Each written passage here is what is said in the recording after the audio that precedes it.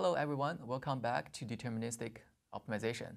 We'll continue our discussion on linear optimization modeling for network flow problems. The learning objective of this lesson is the following. We're going to discover a related problem to transportation problem. In fact, a pair of problems related to transportation problem, which is even more interesting and more general than the transportation problem and has a deep theory behind it and many applications. Okay, this problem is called maximum flow problem. So to study that, let's start from the transportation problem. Here is the figure that we saw from last lesson, a transportation problem on a set of nodes. We called it network. We have a set of blue nodes signified for suppliers and a set of red nodes for customers. And if you look carefully for this network, it's actually a very special type of network because we have two classes of nodes, the blue nodes and the red nodes, and the arcs are only from the blue nodes to the red nodes. And in particular, they are not between the blue nodes, meaning there's no arcs between two blue nodes or no arcs between two red nodes. So that's why we can separate the set of nodes into two classes. We call this kind of network bipartite graph. So transportation problem is a network flow problem on this type of special networks or graphs, bipartite graph.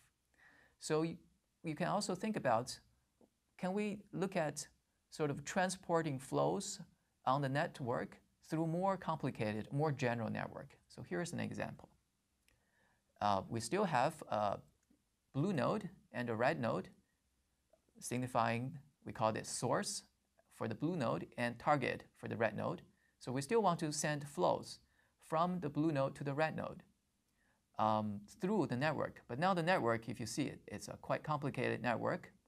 We call this a directed graph because the arcs have a direction. For example, ij have a direction from I to j. And it's a general directed graph here. So what do we want to do? We want to answer $1 million question here. How much supply, Bs, from the blue node can be transported from the source to the target through this network with limited arc capacity? So what is limited arc capacity? That is the uij there. For example, for arc I to j, we have uij here, which limits the total amount of flow going from I to j. Okay, so the network has certain capacity, which is a very reasonable modeling assumption. Think about a transportation highway system. There will be a certain amount of capacity, how many cars can pass. Or think about a computer network or internet. Each link here as an arc has a certain capacity of how much data we can transport. So maximum flow problem is to find a flow so that you can maximize the total throughput through this network from a source to a target. Question, how do we model this as a linear programming problem? Again, the decision variable is the flow on each arc, xij. So here I use A as the set of arcs. And ij in A means ij is an arc in A. And we only need variable xij for those arcs that are present in the network. And we're going to study a very important class of constraints called flow conservation constraints. So let me lay out everything first. So on the left here, for each node I, we can partition its node into two sets. A set blue nodes, so we call this I, or input node for node I. So all this node in the set of II means they have an arc from the node, say j, to node I. So that's why they're called input nodes. So they have arc pointing to I, or the flow flows from j to I. And then we also have a set of nodes called output node, or OI, for node I, where each node has an arc that ending at that node from node I. So the flow will go out of node I to that node. And we also may have a flow going into I from outside the network. Think about supply into the network. We call this BI. So the linear program is set up in the following way. We want to maximize Bs, where Bs is the total amount of flow that we send into the source node, and then distributed into the network. And the maximum flow problem is to maximize this flow here. And the flow conservation constraint is the following. For each node I, we have a quality constraint. So on the left, we say for that node, all the outgoing flow summing over all the nodes in the outgoing nodes of node I minus all the incoming flow into node I should be equal to the flow that's going into node I from outside of the network. So that just says the flow should not be lost at each node. So that's why it's called flow conservation. So we have this kind of constraint for every node I in the network to make sure that this flow is a legitimate and valid flow. And then we also have this constraint here. BT, remember BT is the total amount of flow going out of the target node. So because it's going out, this flow, BT, should be a negative number, where this going in flow, BS, is a positive number. But to have a balance, we need to have BT equal to the negative BS, essentially saying the amount of flow you send into the network should be equal to the amount of flow that's going out of the network. That's for the target node and the source node. And then this set of constraints is saying for any other node that's not source, not target, then there should be no flow that goes into the node I outside the network. So BI is 0. So really, the flow only goes within the network from the incoming node to the outgoing node. There's no other flow that we inject into node I that is not a source or target. And the flow amount on each edge or each arc should be non-negative and also should not exceed the capacity Uij. So this is a linear programming model for the maximum flow problem. So we have explained the flow conservation constraint and total supply equal to total demand constraint and the arc capacity constraint. All right, let's see a concrete example. So here is a network of 8 nodes, a directed network of 8 nodes, and we have seen the direction of the arcs already specified in the network, and also the black numbers next to the arc are the capacity on the arcs. And we have a source node, which is node 1, and a target node of node 8. So we want to push as much as possible the flow from node I through the network to node 8, node T here, node 8. So the question is, what is the maximum amount of flow that we can push through? Here is the solution. To get the solution, you can implement this linear programming model that we just discussed in CVX, and you get the solution here. So the blue numbers on the arcs are the flow, the optimal flow. So we can see that, in fact, we can push 8 units of flow through this network, 8 in and 8 out, and these are the distribution of the flows.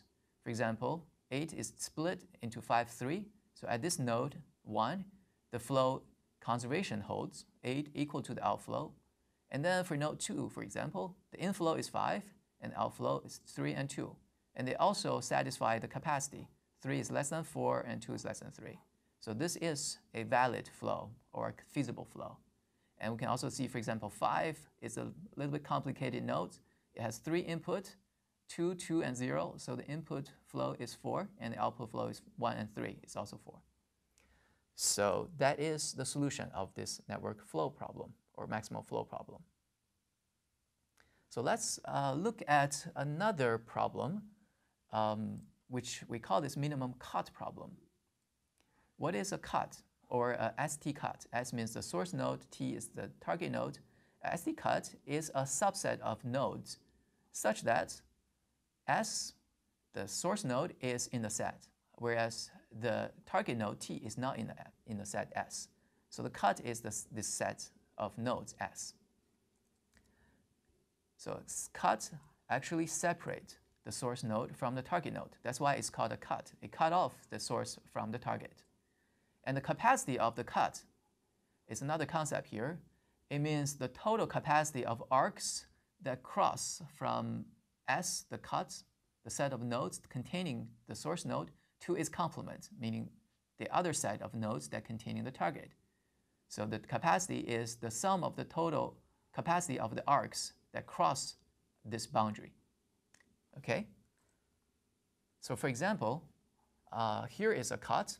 The cut is only one node, 1, which is the source node, and the complement of the cut is the rest, so it contains the target node. And the capacity of this cut is the capacity of arcs that cross this boundary here. So the capacity of this cut is 11, 5 plus 6. So again, these black numbers are the capacity of arcs. These are not flows. There are many different cuts. For example, there's another cut that contains 3 nodes, 1, 2, 3. It has to contain the source node 1, and it cannot contain the target node 8. And the capacity of this cut is 4 plus 3 plus 3 plus 2, which is 12.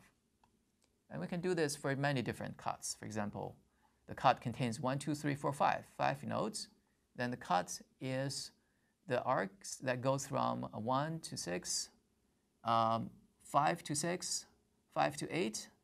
But be careful, this arc going from 7 to 5 is not counted as a capacity because it's not going from the cut to the complement. It's actually going the backward. So only counts the forward capacity.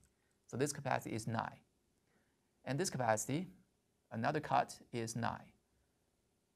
So the million-dollar question, again, is can we find a cut with minimum capacity? So we see that different cuts have different capacities. Can we minimize this capacity? And for this specific example, the minimum actually is the blue cut here. So it includes nodes 1, 2, 3, 4, 5, and 7. And if you count the cut capacity, it's actually 8. And that turns out to be the minimum for this problem. So we call the min cut, or the minimum cut, is the cut of S5, which contains 1, 2, 3, 4, 5, and 7. And the capacity of this cut is 8. So maybe you already observed a curious relation that the minimum cut of the network actually equal to the maximum flow, which is also 8. Then you may ask, is this a coincidence? Actually, it's not. So it's not a coincidence that the minimum cut of the network equal to the maximum flow. In fact, there is a deep theory behind it related to LP duality that dictates that the minimum cut is always equal to the maximum flow. In other words, the maximum amount of product or flow you can push through a network is always equal to the minimum boundary or the boundary that has the weakest capacity.